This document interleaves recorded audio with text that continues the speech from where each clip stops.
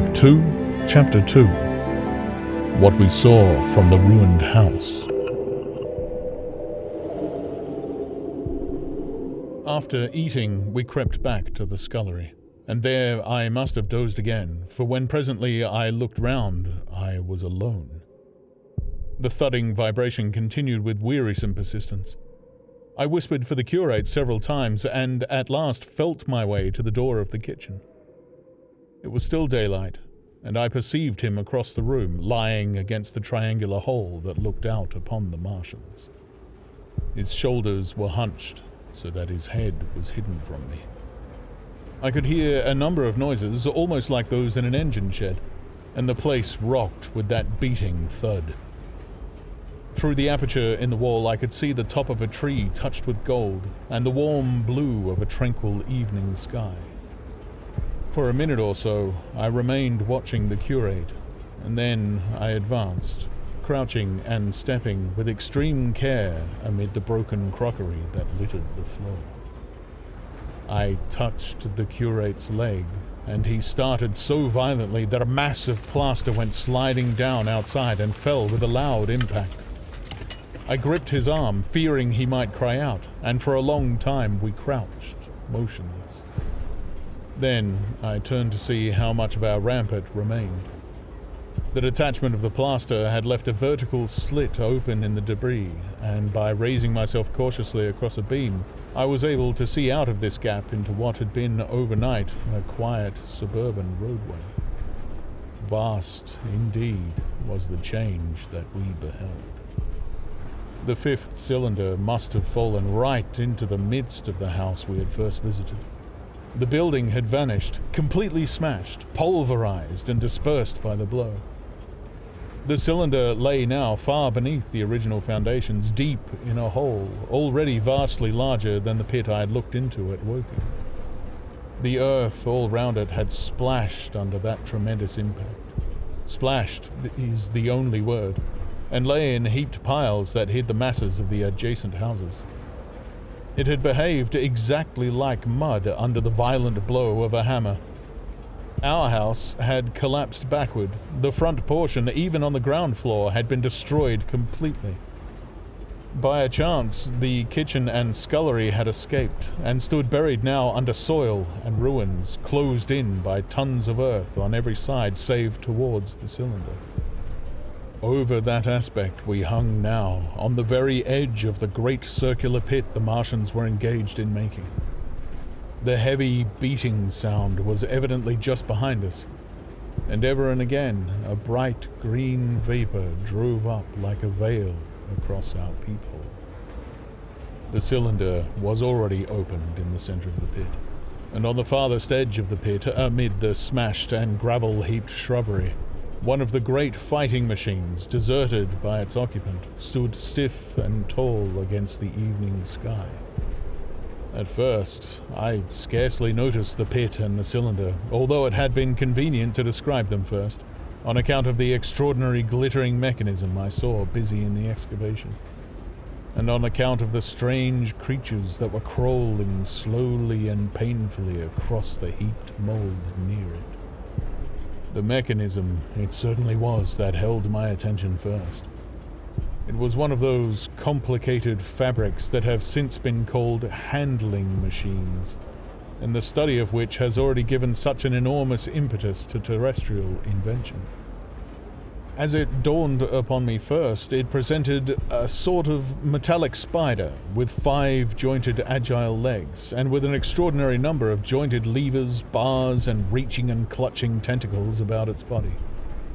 Most of its arms were retracted, but with 3 long tentacles it was fishing out a number of rods, plates, and bars which lined the covering and apparently strengthened the walls of the cylinder. These, as it extracted them, were lifted out and deposited upon a level surface of earth behind it. Its motion was so swift, complex, and perfect that, at first, I did not see it as a machine, in spite of its metallic glitter. The fighting machines were coordinated and animated to an extraordinary pitch, but nothing to compare with this. People who have never seen these structures and have only the ill-imagined efforts of artists or the imperfect descriptions of such eyewitnesses as myself to go upon scarcely realize that living quality. I recall particularly the illustration of one of the first pamphlets to give a consecutive account of the war. The artist had evidently made a hasty study of one of the fighting machines, and there his knowledge ended. He presented them as tilted, stiff tripods, without either flexibility or subtlety, and with an altogether misleading monotony of effect. The pamphlet containing these renderings had a considerable vogue, and I mention them here simply to warn the reader against the impression they may have created. They were no more like the Martians I saw in action than a Dutch doll is like a human being. To my mind, the pamphlet would have been much better without them. At first, I say, the handling machine did not impress me as a machine, but as a crab-like creature with a glittering integument, the controlling Martian, whose delicate tentacles actuated its movements, seeming to be simply the equivalent of a crab's cerebral portion. But then, I perceived the resemblance of its grey-brown, shiny, leathery integument to that of the other sprawling bodies beyond, and the true nature of this dexterous workman dawned upon me. With that realization, my interest shifted to those other creatures, the real Martians. Already I had had a transient impression of these, and the first nausea no longer obscured my observation. Moreover, I was concealed and motionless, and under no urgency of action. They were, I now saw, the most unearthly creatures it is possible to conceive.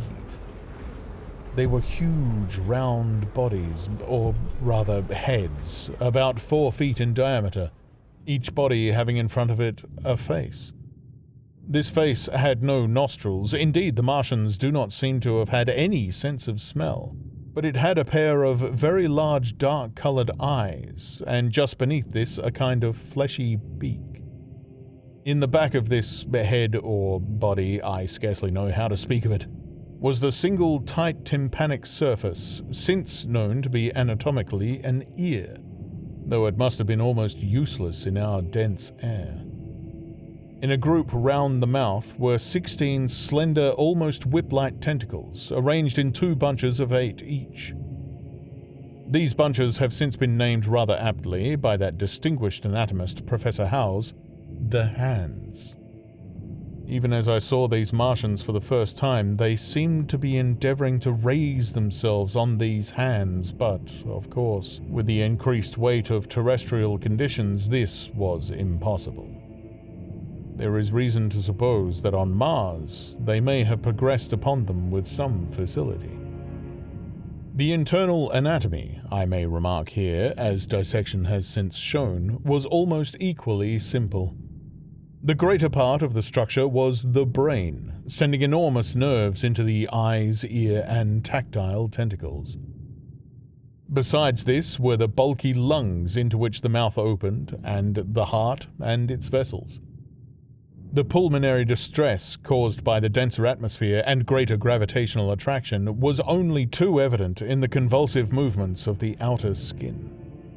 And this was the sum of the Martian organs. Strange as it may seem to a human being, all the complex apparatus of digestion, which makes up the bulk of our bodies, did not exist in the Martians. They were heads, merely heads. Entrails they had none. They did not eat, much less digest. Instead, they took the fresh living blood of other creatures and injected it into their own veins. I have myself seen this being done, as I shall mention in its place. But, squeamish as I may seem, I cannot bring myself to describe what I could not endure even to continue watching. Let it suffice to say, blood obtained from a still living animal, in most cases from a human being, was run directly by means of a little pipette into the recipient canal. The bare idea of this is no doubt horribly repulsive to us. But at the same time, I think that we should remember how repulsive our carnivorous habits would seem to an intelligent rabbit. The physiological advantages of the practice of injection are undeniable if one thinks of the tremendous waste of human time and energy occasioned by eating and the digestive process.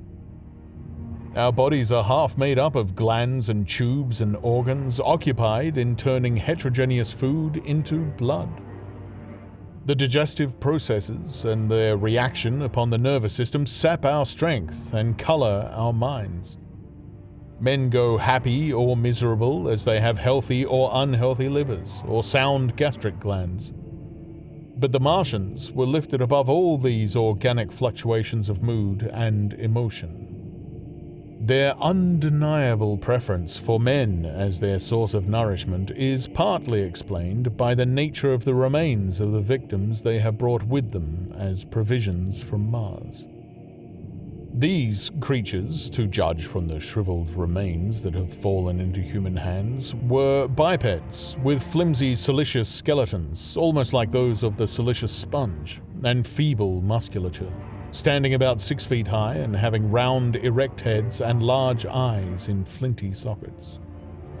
2 or 3 of these seem to have been brought in each cylinder, and all were killed before Earth was reached. It was just as well for them, for the mere attempt to stand upright upon our planet would have broken every bone in their bodies.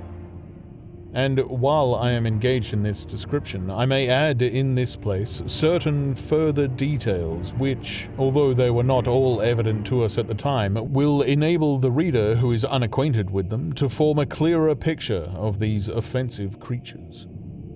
In 3 other points, their physiology differed strangely from ours. Their organisms did not sleep any more than the heart of man sleeps.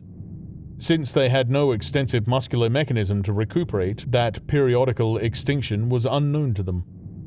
They had little or no sense of fatigue, it would seem. On Earth, they could never have moved without effort, yet even to the last they kept in action. In 24 hours, they did 24 hours of work, as, even on Earth, is perhaps the case with the ants. In the next place, wonderful as it seems in a sexual world, the Martians were absolutely without sex, and therefore without any of the tumultuous emotions that arise from that difference among men. A young Martian, there can now be no dispute, was really born upon Earth during the war, and it was found attached to its parent, partially budded off, just as young lilybuds bud off, or like the young animals in the freshwater polyp. In man, in all the higher terrestrial animals, such a method of increase has disappeared. But even on this Earth, it was certainly the primitive method. Among the lower animals, up even to those first cousins of the vertebrated animals, the tunicates, the 2 processes occur side by side, but finally the sexual method superseded its competitor altogether. On Mars, however, just the reverse has apparently been the case. It is worthy of remark that a certain speculative writer of quasi-scientific repute, writing long before the Martian invasion, did forecast for man a final structure not unlike the actual Martian condition. His prophecy, I remember, appeared in November or December 1893 in a long-defunct publication, the Pole Mole Budget, and I recall a caricature of it in a pre-Martian periodical called Punch. He pointed out, writing in a foolish, facetious tone, that the perfection of mechanical appliances must ultimately supersede limbs, the perfection of chemical devices, digestion, that such organs as hair, external nose, teeth, ears, and chin were no longer essential parts of the human being, and that the tendency of natural selection would lie in the direction of their steady diminution through the coming ages.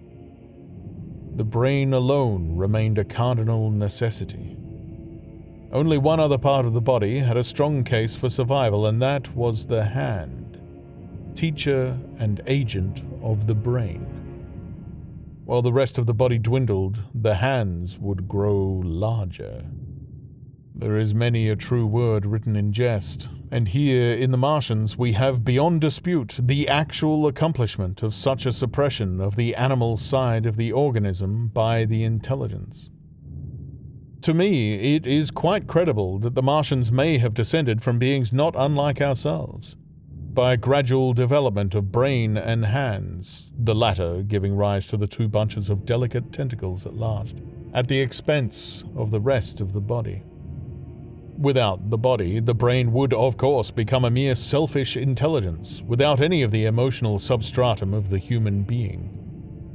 The last salient point in which the systems of these creatures differed from ours was in what one might have thought a very trivial particular.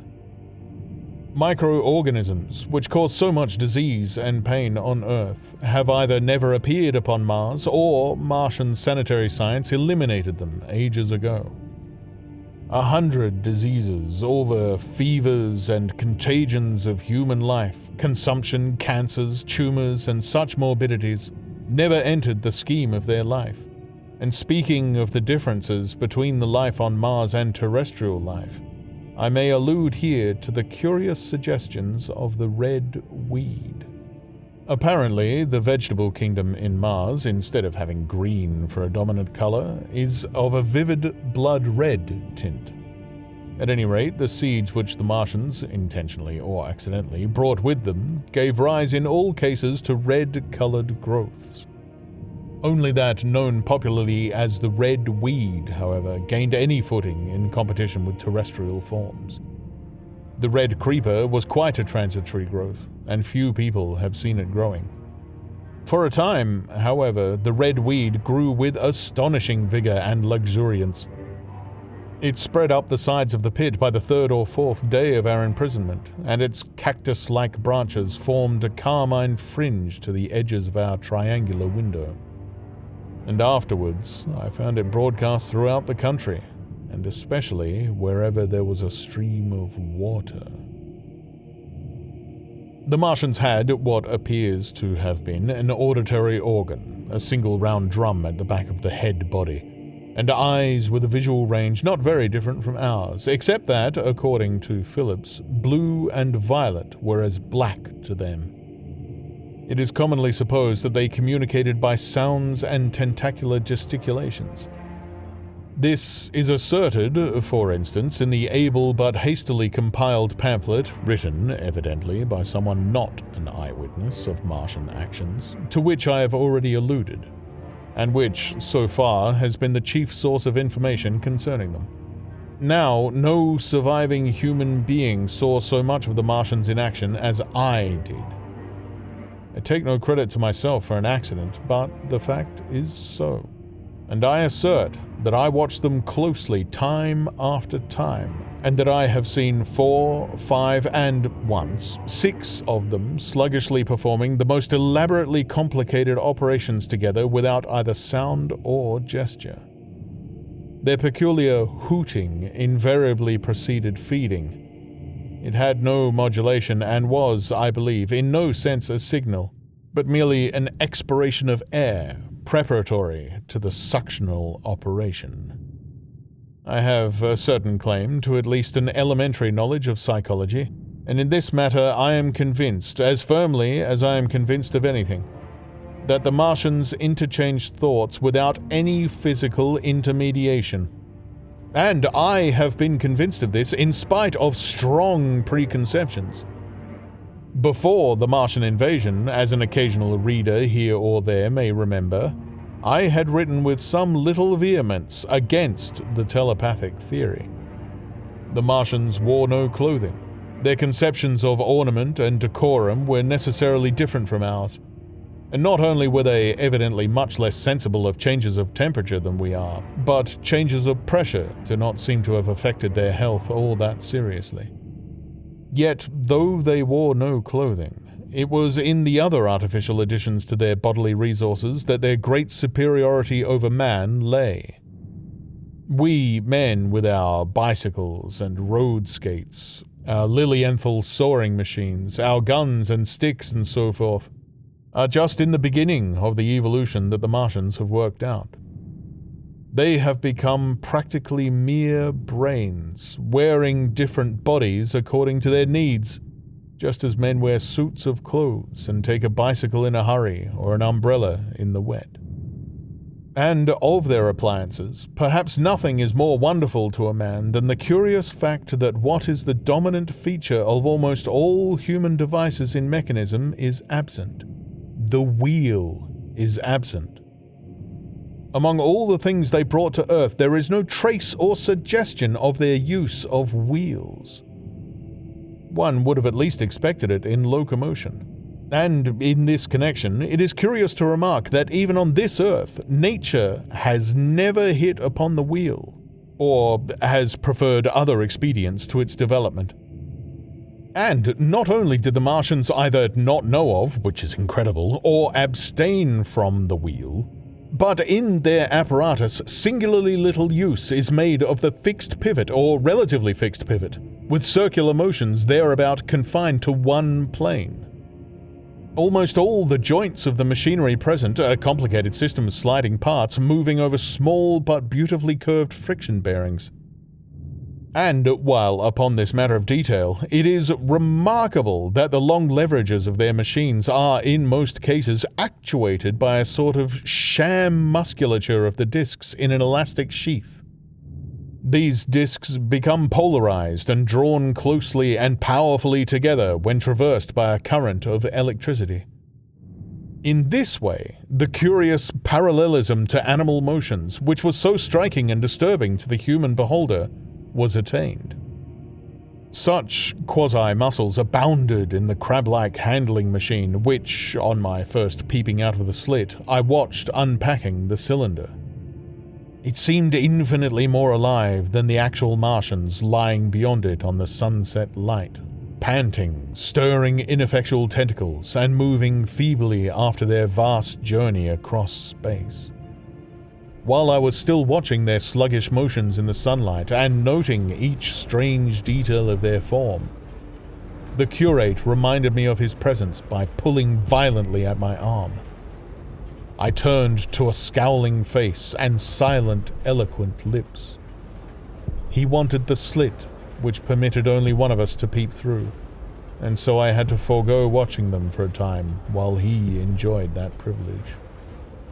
When I looked again, the busy handling machine had already put together several of the pieces of apparatus it had taken out of the cylinder into a shape having an unmistakable likeness to its own. And down on the left, a busy little digging mechanism had come into view, emitting jets of green vapor and working its way round the pit, excavating and embanking in a methodical and discriminating manner. This it was which had caused the regular beating noise, and the rhythmic shocks that had kept our ruinous refuge quivering. It piped and whistled as it worked. So far as I could see, the thing was without a directing Martian at all.